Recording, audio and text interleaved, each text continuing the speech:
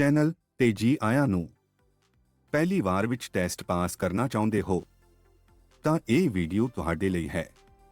Subscribe ਅਤੇ like ਕਰੋ ਅਤੇ ਸ਼ੁਰੂ ਕਰਦੇ ਹਾਂ। ਚਲੋ ਸ਼ੁਰੂ ਕਰੀਏ। ਸਵਾਲ 81। ਇਸ ਟ੍ਰੈਫਿਕ ਸਾਈਨ ਦਾ ਕੀ ਮਤਲਬ ਹੈ? ਇਹ ਸੜਕ ਉੱਤੇ ਜੰਗਲੀ ਜਾਨਵਰਾਂ ਦੇ ਆਉਣ ਦੀ ਸੰਭਾਵਨਾ ਬਾਰੇ ਚੇਤਾਵਨੀ ਦੇਣ ਵਾਲਾ ਸਾਈਨ ਹੈ।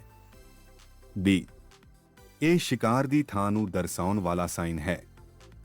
ਸੀ, ਇਹ ਨੇੜੇ ਚਿੜੀਆਘਰ ਨੂੰ ਦਰਸਾਉਣ ਵਾਲਾ ਸਾਈਨ ਹੈ। ਡੀ, ਇਹ ਸਿਰਫ ਖੇਤੀਬਾੜੀ ਮਸ਼ੀਨਰੀ ਦੀ ਆਵਾਜਾਈ ਦੀ ਆਗਿਆ ਦੇਣ ਵਾਲਾ ਸਾਈਨ ਹੈ। ਸਹੀ ਜਵਾਬ ਹੈ ਇਹ ਸੜਕ ਉੱਤੇ ਜੰਗਲੀ ਜਾਨਵਰਾਂ ਦੇ ਆਉਣ ਦੀ ਸੰਭਾਵਨਾ ਬਾਰੇ ਚੇਤਾਵਨੀ ਦੇਣ ਵਾਲਾ ਸਾਈਨ ਹੈ। ਸਵਾਲ 82। ਕੀ ਦੇ ਸਾਥੀ ਡਰਾਈਵਰ ਨੂੰ ਫਰੰਟ ਪੈਸੇਂਜਰ ਸੀਟ ਤੇ ਬੈਠਣਾ ਚਾਹੀਦਾ ਹੈ? ਨਹੀਂ, ਉਹ ਪਿਛਲੀ ਸੀਟ ਤੇ ਬੈਠ ਸਕਦਾ ਹੈ। ਬੀ, ਹਾਂ, ਸਾਥੀ ਡਰਾਈਵਰ ਨੂੰ ਫਰੰਟ ਪੈਸੇਂਜਰ ਸੀਟ ਤੇ ਬੈਠਣਾ ਜ਼ਰੂਰੀ ਹੈ। ਸੀ, ਗੱਡੀ ਵਿੱਚ ਕਿਤੇ ਵੀ ਬੈਠਣ ਦੀ ਆਗਿਆ ਹੈ। ਡੀ, ਸਿਰਫ ਜੇ ਡਰਾਈਵਰ ਖੁਦ ਅਜਿਹਾ ਕਹੇ। ਸਹੀ ਜਵਾਬ ਬੀ, ਹਾਂ, ਸਾਥੀ ਡਰਾਈਵਰ ਨੂੰ ਫਰੰਟ ਪੈਸੇਂਜਰ ਸੀਟ ਤੇ ਬੈਠਣਾ ਜ਼ਰੂਰੀ ਹੈ। ਸਵਾਲ 83। 50 ਕਿਮੀ ਘੰਟਾ ਜਾਂ ਇਸ ਤੋਂ ਵੱਧ ਸਪੀਡ ਕਰਨ ਉੱਤੇ ਕੀ ਸਜ਼ਾ ਹੈ? ਸਿਰਫ ਪੁਲਿਸ ਵੱਲੋਂ ਚੇਤਾਵਨੀ। ਬੀ, ਤੁਰੰਤ 30 ਦਿਨਾਂ ਲਈ ਡਰਾਈਵਰਜ਼ ਲਾਇਸੈਂਸ ਰੱਦ, 14 ਦਿਨਾਂ ਲਈ ਗੱਡੀ ਜ਼ਬਤ, ਵੱਡਾ ਜੁਰਮਾਨਾ ਅਤੇ ਸੰਭਵ ਜੇਲ੍ਹ। ਸੀ, $100 ਜੁਰਮਾਨਾ ਅਤੇ 2 ਡੈਮੇਰਿਟ ਪੁਆਇੰਟ। ਡੀ, ਆਗਿਆ ਹੈ ਜੇ ਸੜਕ ਖਾਲੀ ਹੈ।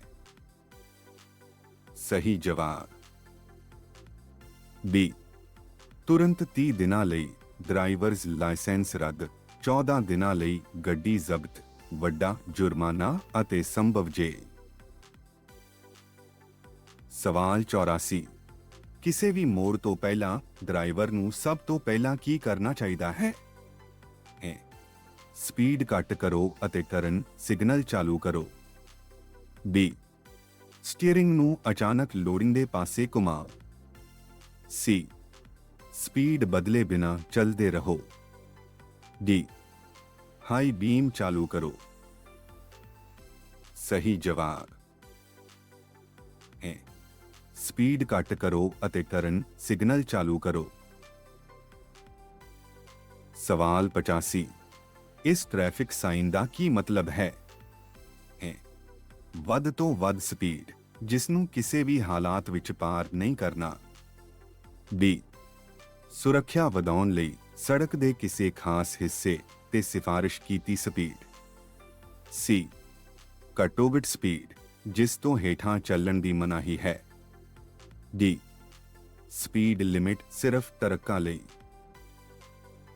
ਸਹੀ ਜਵਾਬ ਬੀ, ਸੁਰੱਖਿਆ ਵਧਾਉਣ ਲਈ ਸੜਕ ਦੇ ਕਿਸੇ ਖਾਸ ਹਿੱਸੇ ਤੇ ਸਿਫਾਰਿਸ਼ ਕੀਤੀ ਸਪੀਡ।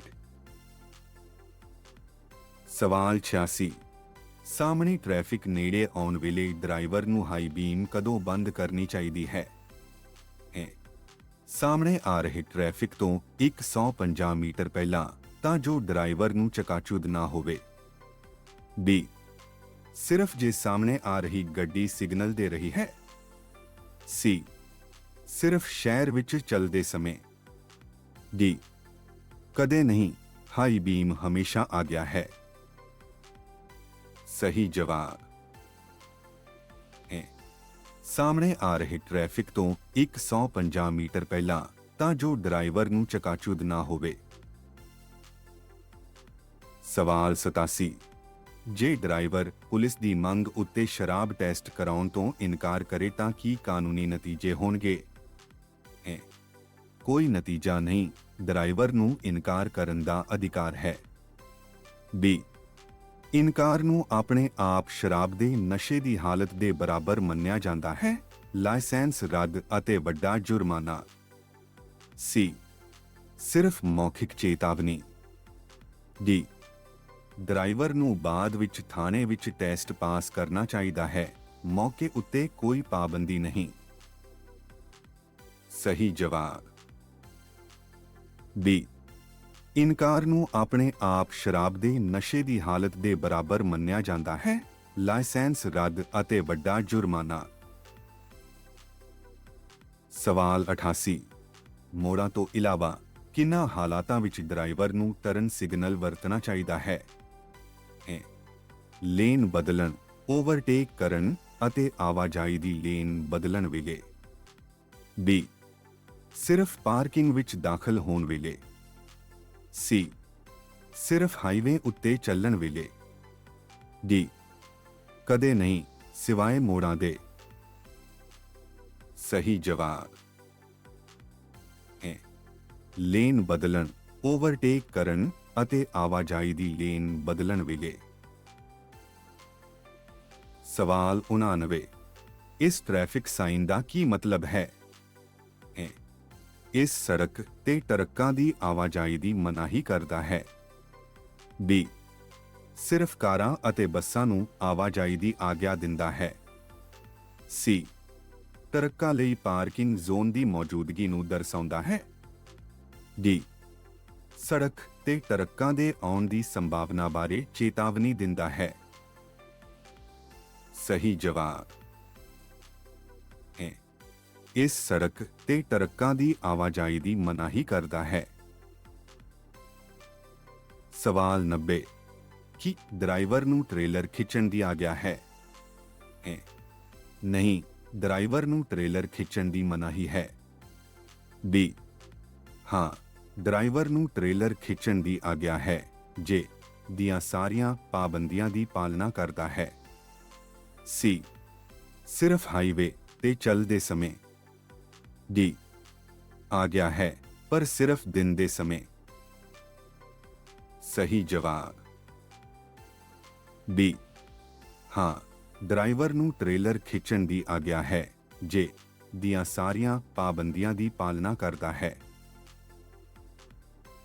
ਸਵਾਲ 91 ਜੇ ਸੜਕ ਤੇ ਘੱਟੋ-ਘੱਟ ਸਪੀਡ ਦਾ ਸਾਈਨ ਲੱਗਾ ਹੋਵੇ ਤਾਂ ਡਰਾਈਵਰ ਨੂੰ ਕੀ ਕਰਨਾ ਚਾਹੀਦਾ ਹੈ? ਦੱਸੀ ਗਈ ਸਪੀਡ ਤੋਂ ਤੇਜ਼ ਨਾ ਚੱਲੋ। ਬੀ ਜੇ ਸੜਕ ਖਾਲੀ ਹੈ ਤਾਂ ਸਾਈਨ ਨੂੰ ਨਜ਼ਰਅੰਦਾਜ਼ ਕਰੋ। ਸੀ ਜੇ ਹਾਲਾਤ ਇਜਾਜ਼ਤ ਦੇਣ ਤਾਂ ਦੱਸੀ ਗਈ ਸਪੀਡ ਤੋਂ ਘੱਟ ਨਾ ਚੱਲੋ। ਡੀ ਇਸ ਨੂੰ ਸਿਰਫ ਰਾਤ ਨੂੰ ਮੰਨੋ। ਸਹੀ ਜਵਾਬ ਸੀ ਜੇ ਹਾਲਾਤ ਇਜਾਜ਼ਤ ਦੇਣ ਤਾਂ ਦੱਸੀ ਗਈ ਸਪੀਡ ਤੋਂ ਘੱਟ ਨਾ ਚੱਲੋ। ਸਵਾਲ 92 ਖੱਬਾ ਮੋੜ ਕਰਨ ਵਾਲਾ ਡਰਾਈਵਰ ਕਦੋਂ ਚੌਰਾਹੇ ਵਿੱਚ ਜਾ ਕੇ ਉਡੀਕ ਕਰ ਸਕਦਾ ਹੈ? ਹਰੀ ਬੱਤੀ ਆਉਣ ਤੇ ਤੁਰੰਤ ਚੌਰਾਹੇ ਦੇ ਕੇਂਦਰ ਵਿੱਚ ਜਗ੍ਹਾ ਲੈਂਦੇ ਹੋਏ। ਬੀ ਸਿਰਫ ਜਦੋਂ ਪੀਲੀ ਜਾਂ ਲਾਲ ਬੱਤੀ ਜਗੇ। ਸੀ ਸਿਰਫ ਜੇ ਸਾਹਮਣੇ ਟ੍ਰੈਫਿਕ ਨਾ ਹੋਵੇ ਅਤੇ ਚੌਰਾਹਾ ਪੂਰੀ ਤਰ੍ਹਾਂ ਖਾਲੀ ਹੋਵੇ। ਡੀ ਕਦੇ ਨਹੀਂ, ਡਰਾਈਵਰ ਨੂੰ ਸਟਾਪ ਲਾਈਨ ਤੋਂ ਪਹਿਲਾਂ ਉਡੀਕ ਕਰਨੀ ਚਾਹੀਦੀ ਹੈ ਜਦ ਤੱਕ ਸੜਕ ਪੂਰੀ ਖਾਲੀ ਨਾ ਹੋ ਜਾਵੇ। ਸਹੀ ਜਵਾਬ ਹਰੀ ਬੱਤੀ ਆਉਣ ਤੇ ਤੁਰੰਤ ਚੌਰਾਹੇ ਦੇ ਕੇਂਦਰ ਵਿੱਚ ਜਗ੍ਹਾ ਲੈਂਦੇ ਹੋਏ। ਸਵਾਲ 93 ਇਸ ਟ੍ਰੈਫਿਕ ਸਾਈਨ ਦਾ ਕੀ ਮਤਲਬ ਹੈ? ਅੱਗੇ ਆਰਾਮ ਜ਼ੋਨ ਦੀ ਮੌਜੂਦਗੀ ਦਰਸਾਉਂਦਾ ਹੈ। ਬੀ ਅੱਗੇ ਸੜਕ ਦੇ ਕੰਮਾਂ ਜਾਂ ਉਸਾਰੀ ਬਾਰੇ ਚੇਤਾਵਨੀ ਦਿੰਦਾ ਹੈ। ਸੀ ਇਸ ਹਿੱਸੇ ਤੇ ਟਰੱਕਾਂ ਦੀ ਆਵਾਜਾਈ ਦੀ ਮਨਾਹੀ ਕਰਦਾ ਹੈ। ਡੀ ਕ੍ਰਾਸਵਾਕ ਦੇ ਨੇੜੇ ਆਉਣ ਬਾਰੇ ਸੂਚਿਤ ਕਰਦਾ ਹੈ। ਸਹੀ ਜਵਾਬ ਬੀ ਅੱਗੇ ਸੜਕ ਦੇ ਕੰਮਾਂ ਜਾਂ ਉਸਾਰੀ ਬਾਰੇ ਚੇਤਾਵਨੀ ਦਿੰਦਾ ਹੈ। ਸਵਾਲ 94 ਬਰਫ਼ ਹਟਾਉਣ ਵਾਲੀ ਮਸ਼ੀਨ ਦੇ ਪਿੱਛੇ ਚੱਲਣ ਦਾ ਨਿਯਮ ਕੀ ਹੈ? ਜੇ ਤੁਹਾਨੂੰ ਜਲਦੀ ਹੈ ਤਾਂ ਉਸ ਨੂੰ ਕਿਸੇ ਵੀ ਸਮੇਂ ਓਵਰਟੇਕ ਕਰ ਸਕਦੇ ਹੋ। ਬੀ ਸੁਰੱਖਿਅਤ ਦੂਰੀ ਰੱਖਣੀ ਚਾਹੀਦੀ ਹੈ ਅਤੇ ਉਦੋਂ ਤੱਕ ਓਵਰਟੇਕ ਨਹੀਂ ਕਰਨਾ ਜਦੋਂ ਤੱਕ ਇਹ ਇਜਾਜ਼ਤ ਅਤੇ ਸੁਰੱਖਿਅਤ ਨਾ ਹੋਵੇ। ਸੀ ਸਾਫ਼ ਕੀਤੀ ਲੇਨ ਦਾ ਫਾਇਦਾ ਉਠਾਉਣ ਲਈ ਜਿੰਨਾ ਨੇੜੇ ਹੋ ਸਕੇ ਚੱਲਣਾ ਚਾਹੀਦਾ ਹੈ। ਡੀ ਉਸ ਨੂੰ ਜਲਦੀ ਓਵਰਟੇਕ ਕਰਨ ਲਈ ਸਾਹਮਣੇ ਵਾਲੀ ਲੇਨ ਵਿੱਚ ਚੱਲਣ ਦੀ ਆਗਿਆ ਹੈ। ਸਹੀ ਜਵਾਬ ਬੀ ਸੁਰੱਖਿਅਤ ਦੂਰੀ ਰੱਖਣੀ ਚਾਹੀਦੀ ਹੈ ਅਤੇ ਉਦੋਂ ਤੱਕ ਓਵਰਟੇਕ ਨਹੀਂ ਕਰਨਾ ਜਦੋਂ ਤੱਕ ਇਹ ਇਜਾਜ਼ਤ ਅਤੇ ਸੁਰੱਖਿਅਤ ਨਾ ਹੋਵੇ। ਸਵਾਲ 95 ਐਕਸੀਡੈਂਟ ਤੋਂ ਬਾਅਦ ਜ਼ਰੂਰੀ ਜਾਣਕਾਰੀ ਦੇਣ ਤੋਂ ਇਨਕਾਰ ਕਰਨ ਲਈ ਕਿੰਨੇ ਡੈਮੇਰਿਟ ਪੁਆਇੰਟ ਮਿਲਦੇ ਹਨ?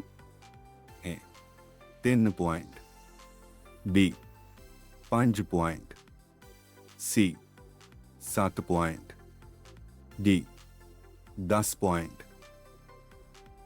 ਸਹੀ ਜਵਾਬ C 7 ਪੁਆਇੰਟ। ਸਵਾਲ 96 ਪਬਲਿਕ ਟਰਾਂਸਪੋਰਟ ਅਤੇ ਟੈਕਸੀਆਂ ਲਈ ਨਿਰਧਾਰਤ ਲੇਨ ਦਾ ਮੁੱਖ ਉਦੇਸ਼ ਕੀ ਹੈ? A ਦੇਰੀ ਘਟਾਉਣ ਲਈ ਪਬਲਿਕ ਟਰਾਂਸਪੋਰਟ ਅਤੇ ਟੈਕਸੀਆਂ ਨੂੰ ਪਹਿਲ ਦੇਣਾ, B ਰਸ਼ ਆਵਰਜ਼ ਵਿੱਚ ਗੱਡੀਆਂ ਦੀ ਪਾਰਕਿੰਗ ਦੀ ਆਗਿਆ ਦੇਣਾ, C ਸਿਰਫ ਸਾਈਕਲ ਚਾਲਕਾਂ ਅਤੇ ਪੈਦਲ ਯਾਤਰੀਆਂ ਲਈ ਹੈ, D ਖਰਾਬ ਗੱਡੀਆਂ ਦੇ ਰੁਕਣ ਲਈ ਐਮਰਜੈਂਸੀ ਲੇਨ ਵਜੋਂ ਵਰਤੀ ਜਾਂਦੀ ਹੈ।